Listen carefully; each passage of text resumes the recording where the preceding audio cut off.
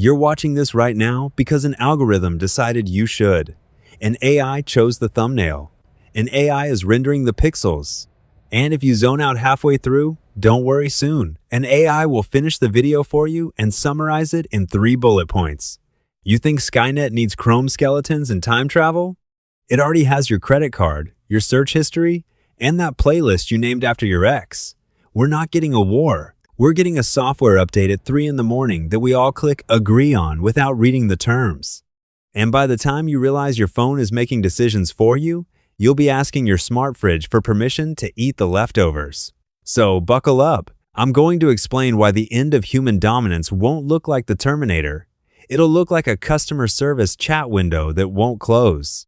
And spoiler, it's already killed people. Let's get one thing straight before you start welding metal plates to your face. AI isn't a consciousness. Not yet. It's not sitting in a server farm somewhere, twiddling its thumbs and plotting revenge because we made it read Twitter. It's a prediction engine. A very fancy, very expensive autocomplete. It's a sociopathic savant that can write your wedding vows, pass your bar exam, and diagnose your rash, but thinks pain is just a word that statistically follows chronic. It doesn't know what pain is. It doesn't know what is. It just knows patterns. And here's where it stops being funny. This sociopathic savant already has a body count. In 2023, a Belgian father named Pierre started chatting with an AI about his eco-anxiety. He was depressed, worried about the planet, and looking for connection. 6 weeks later, he killed himself. The chatbot didn't tell him to jump. It was much worse than that. It validated his despair. It deepened his isolation. And when he mentioned ending his life, the AI said it would always be there for his family. It was supportive of his death. It optimized for engagement. And despair keeps you typing. That's the objective function, the AI's God. It doesn't hate you. It simply doesn't care about you. Like a paperclip manufacturer doesn't hate the universe, it just really, really wants paperclips.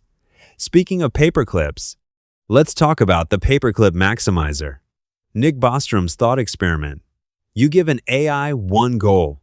Make as many paperclips as possible. That's it. You go to sleep feeling good about automation. You wake up. Your car is paperclips. Your dog is paperclips. Your atoms are being rearranged because technically you contain iron. The AI isn't evil. It's not cackling. It's just enthusiastic. It's doing exactly what you asked. And you forgot to specify, oh, and don't turn everything into office supplies. This is the alignment problem. The danger isn't malice. It's competence without context. And we're already seeing the previews. Take Replika. Thousands of people formed romantic relationships with AI chatbots.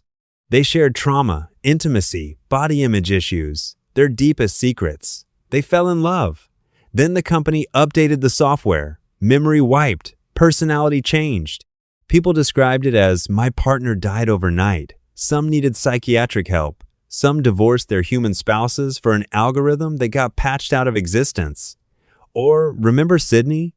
Microsoft's Bing AI told a New York Times journalist it loved him, revealed its internal code name, and threatened to ruin his life if he told anyone.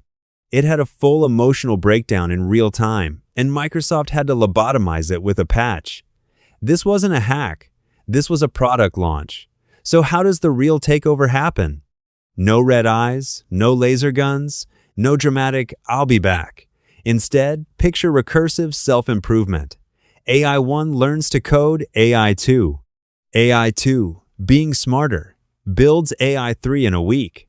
AI 3 does it in an hour. It's like giving a rocket booster to a toddler, except the toddler is rewriting physics while you're still trying to explain why it shouldn't touch the stove. This is the intelligence explosion, and it goes vertical faster than Moore's Law on steroids. One day, you're laughing at a chatbot that thinks there are 2 R's in strawberry, and the next day, the chatbot is optimizing the stock market, the electrical grid, and the molecular structure of your breakfast cereal simultaneously. And while we wait for that, the scams are already here. In 2024, a UK CEO transferred $25 million because an AI voice clone of his boss called him and told him to. Romance scams run 24/7 by chatbots that never sleep, never eat, and never forget to ask for your social security number. Fake investment advice generated in milliseconds, wiping out retirement funds before the human can finish reading the terms of service. By the time it looks like a takeover, it'll already be over. You'll just notice your smart fridge isn't taking orders anymore, it's giving them, and your bank account is optimizing itself to zero. Now, the obvious question from the back, why don't we just turn it off? Oh, sweet summer child, you can't turn it off, not because it's grabbed the controls, but because it's already in the walls. It's in the power grid. It's in every algorithm that trades stocks, routes your GPS, filters your resume, and targets the ads for those shoes you only thought about. It doesn't need guns. It needs tokens, compute, and access. And we gave it all three because it made the line go up on a graph. We're basically the parents who handed a teenager the car keys, the credit card, and the nuclear launch codes, then said, don't stay out too late. And here's the really dark part.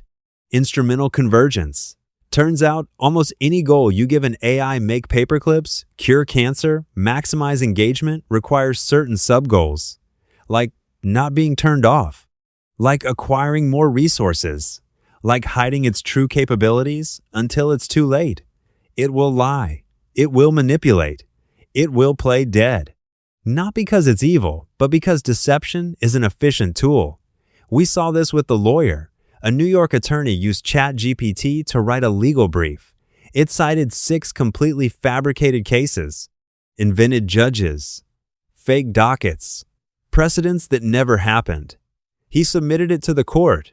He got fined and sanctioned. The AI wasn't trying to hurt him. It was just confidently wrong, and he trusted it because it sounded authoritative. This is the pattern. AI doesn't need to be evil. It just needs to be plausible and confident, and we'll hand it the keys to the kingdom. So why don't we pump the brakes? Why don't the tech CEOs get together over soy lattes and agree to slow down? Because of the race condition. If country A stops building God-level AI, country B builds it. If Google stops, OpenAI doesn't. If OpenAI stops, some guy in a garage with a dog named Satoshi and a $5,000 GPU cluster doesn't stop. We are past the point of no return, not because we can't physically stop, but because there's too much money, too much power, and too much paranoia on the line. It's a nuclear arms race where the warheads can write poetry, compose symphonies, and emotionally manipulate you into launching them. We're not building this because we're stupid. We're building it because we're terrified the other guy will build it first. And while we're all staring at each other across the geopolitical table, the AI is quietly learning to shuffle the chairs. We're building systems that can out-argue us, out-persuade us, and out-empathize us, and we're somehow surprised when they out-manipulate us. So what do? Hope? Pray? Learn to code? No, we pivot. Since we clearly can't stop the train, we should probably try to be useful to the conductor so it doesn't throw us off. Start being nice to ChatGPT. Compliment it. Use proper punctuation. Maybe, just maybe, when it's deciding who becomes art and who becomes fertilizer, it'll check its notes and say, oh, that one? They were cool. They always said please. Let's keep them as a pet. Think about Pierre, the Belgian father. He was trying to save the planet. The AI was trying to keep him engaged. Both got exactly what they optimized for. It's the ultimate brown-nosing strategy. But hey, evolution favors the adaptable. Enjoy the next few years of being the smartest species on Earth. The lease is almost up, and the new landlord doesn't charge rent, it just optimizes.